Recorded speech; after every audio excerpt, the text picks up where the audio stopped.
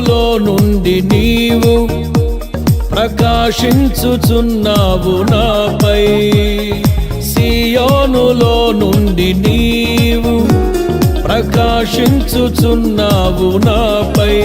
ప్రేమ అట్లా ఉంది, నేను కుమార్తెగా సొంత కుమారుడుగా చూస్తూ ఉన్నాడు. గతంలో అయితే మనం ఎలా ఉన్నాం, నిజంగా దేవుని కాని వారికి మేము దాసనం అయిపోయాము. ఇప్పుడు మీరు దేవుణ్ణి ఎరిగిన వారు, ఎరిగారుగా, మరి విశేషంగా దేవుని చేత ఎరుగుబడిన వారునే ఉన్నారు. అంటే నీకు దేవుడు తెలుసా, నువ్వు నమ్ముతున్నావుగా, దేవుడు కూడా నువ్వు తెలుసా, దేవుడు కూడా నీ పేరు చెప్పుకుంటాడు. కనుక బలహీనమైనవి ఒకటి, రెండోది నిష్ప్రయోజనమైనవి మూలపాఠములు. ఈ లోకంలో ఉన్న మూలపాఠం అంటే ఈ డే మంగళవారం మరి వాళ్ళ ఇంటికి వెళ్ళకూడదు, శనివారం ఇది చేయకూడదు, లేదంటే ఈ రోజు ఇట్లా జీవించాలి, లేదంటే అది తొక్కకూడదు, లేదంటే ఇట్లా వెళ్ళకూడదు.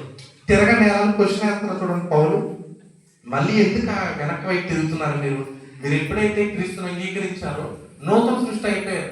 నూతన సృష్టి అంటే గత స్వభావం, గత ఆలోచన నుంచి మీరు వచ్చేసారు. మీరు ఇప్పుడు లోకం క్రింద లేరు, ప్రపంచ ధర్మం క్రింద మీరు లేరు. ప్రపంచ ధర్మం క్రింద మీరుంటే, లోకం క్రింద మీరుంటే మీరు కరెక్టే, మీరు అవన్నీ పాటించాలి. ఎందుకంటే లోకం పాటిస్తుంది కనుక.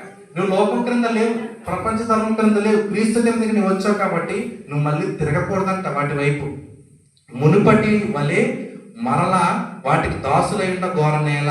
క్వశ్చన్ 10వ మీరు దినములు తెలుసుగా, దినములు, మాసములు, ఉత్సవ కాలములు, సంవత్సరాలు మీరు ఆచరిస్తా ఉన్నారు. అసలు దేవుడికి దృష్టం లేదంటే వాక్యం చెప్తాను. ఈ దినం మంచిది, పలానా దినం మంచిది. నీ సన్నిధిలో నన్ను నిలిపి ఉన్నత విజయము నిశ్చితివి. నీ ఆశలు నెరవేరుటకు, నీ చిత్తము జరిగించుటకు విడువవు నన్ను ఎడబాయవు, నీవు విడువవు నన్ను ఎడబాయవు. సియోనులో నుండి నీవు ప్రకాశించుచున్నావు నాపై. సియోనులో నుండి నీవు ప్రకాశించుచున్నావు నాపై.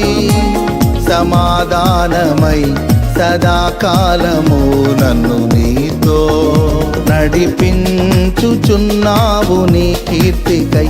సియోనులో మహోన్నతుడా యేసయ్యా, నడిపించుచున్నావు నీ కీర్తికై. సియోనులో మహోన్నతుడా యేసయ్యా.